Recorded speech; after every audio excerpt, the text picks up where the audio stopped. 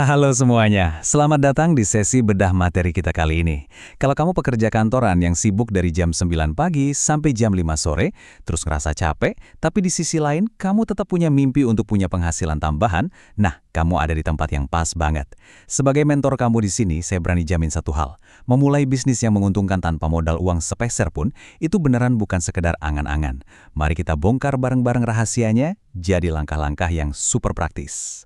Agenda kita hari ini super praktis. Kita bakal bahas cepat, cara mulai tanpa modal, kriteria milih ide bisnis, 3 studi kasus pemula, jadwal mingguan, rutinitas harian, sampai ke potensi profitnya.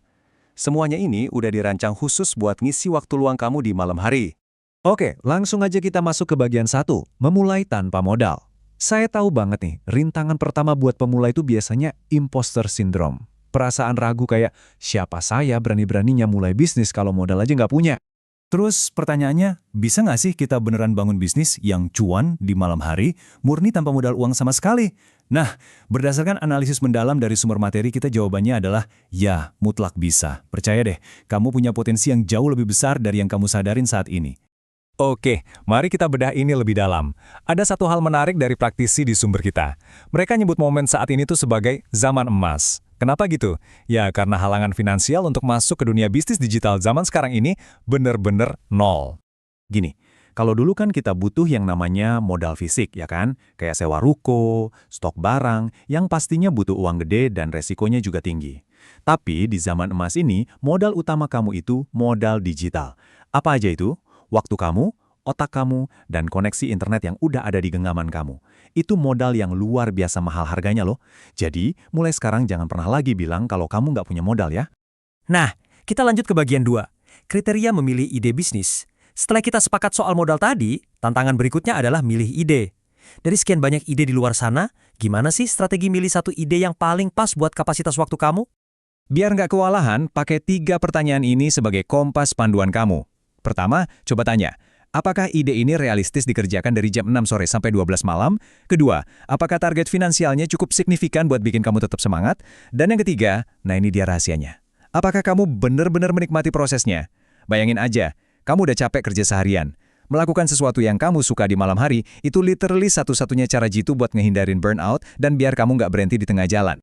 Yuk, kita masuk ke menu utama kita. Bagian 3, 3 studi kasus pemula. Kita bakal urutin nih, dari yang paling gampang banget dimulainya, sampai ke yang punya potensi ngasilin profit paling besar. Dan ini dengan brilian mengilustrasikan betapa gampangnya memulai dari nol. Ide pertama, dan yang paling gampang, menjadi seorang klipper. Di era podcast berdurasi panjang kayak sekarang, banyak banget kreator yang butuh orang buat motong video mereka, jadi klip pendek 30 detikan.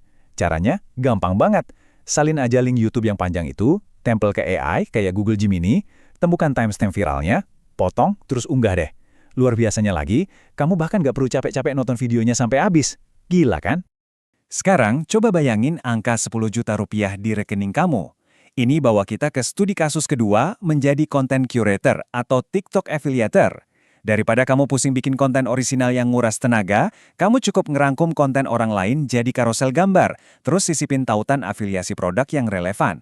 Kalau kita hitung-hitungan matematisnya nih, dengan komisi Rp100.000 aja per produk, kamu cuma butuh 100 penjualan sebulan buat tembus target 10 juta ini. Masuk akal banget kan? Buat studi kasus ketiga, kita naik level dikit ke opsi yang sangat bisa diskalakan, yaitu bikin produk digital atau jadi ghost producer. Intinya, kamu mengubah keahlian kamu jadi produk kayak e-book atau kelas online. Bikinnya cuma sekali, tapi bisa dijual berkali-kali tanpa batas. Terus gimana kalau kamu malu tampil di depan kamera? Tenang, jadilah ghost producer. Kamu yang atur semua strategi di belakang layar, orang lain yang tampil. Potensinya di sini bener-bener luar biasa loh, bahkan bisa menyentuh angka miliaran rupiah. Masuk ke bagian 4, jadwal mingguan pekerja paruh waktu. Pasti kepikiran dong, ide-idenya sih keren, tapi gimana ya nyelipinnya di jadwal harian aku yang udah padat? Mari kita susun jadwalnya. Ini dia, contoh jadwal ideal buat memaksimalkan jendela waktu emas kamu. Jam 6 sore kamu nyampe rumah, silakan istirahat dan makan malam dulu. Jam 7, alokasikan waktu buat riset materi. Nah, jam 8 malam langsung eksekusi bikin konten. Manfaatin bantuan AI biar semuanya lebih efisien dan cepat selesai. Terakhir, jam 11 malam, jadwalkan postingan buat besok dan lakukan evaluasi singkat. Percaya sama saya, kalau kamu konsisten jaga rutinitas di sela waktu jam 6 sore sampai 12 malam ini, hidup kamu benar-benar bakal berubah. Lanjut ke bagian 5, rutinitas harian agar konsisten. Punya jadwal aja nggak cukup kalau nggak dieksekusi. Gimana sih caranya biar jadwal tadi beneran jalan terus tanpa bikin kamu kelelahan mental? Sebagai mentor kamu, saya mau bekali kamu sama daftar periksa atau checklist harian ini. Kunci utamanya adalah sederhanakan. Pilih satu aja tugas prioritas untuk dikerjain tiap malam. Gak usah maruk. Terus, selalu manfaatkan alat AI untuk mangkas waktu kerja kamu secara drastis. Usahain banget buat posting minimal satu konten setiap hari. Dan yang paling penting nih, jangan lupa rayakan pencapaian kecil kamu. Entah itu nembus 10 views pertama atau dapat komisi pertama. Hal-hal kecil itu adalah bahan bakar utama semangat kamu.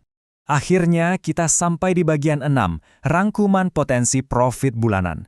Kita udah bahas cara kerjanya, gimana ngatur waktunya, sampai tips konsistensinya. Sekarang, mari kita intip hasil akhir finansialnya. Jadi, poin krusialnya di sini adalah melihat keseimbangan antara seberapa sulit prosesnya dengan seberapa besar duit yang bisa didapat.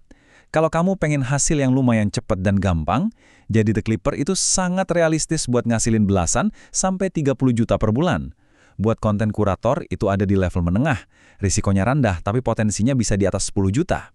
Tapi, kalau kamu rela investasi waktu buat nerima tantangan yang lebih gede, kayak bikin produk digital, batas penghasilannya itu praktis nggak ada. Bisa nembus puluhan bahkan ratusan juta rupiah. Pada akhirnya, semua informasi keren ini cuma bakal jadi angin lalu kalau nggak dibarengin sama tindakan nyata. Waktu terus berjalan, dan era keemasan ini nggak bakal nungguin siapa-siapa. Kamu udah punya internet di genggaman tangan, kamu udah punya panduan lengkapnya dari sesi kita ini. Jangan biarkan keraguan nahan kamu buat maju. Jadi, pertanyaannya sekarang, ide mana yang mau kamu mulai malam ini juga? Terima kasih banyak udah ngikutin sesi bedah materi ini. Jadikan malam kamu lebih produktif, dan mari kita mulai berkarya.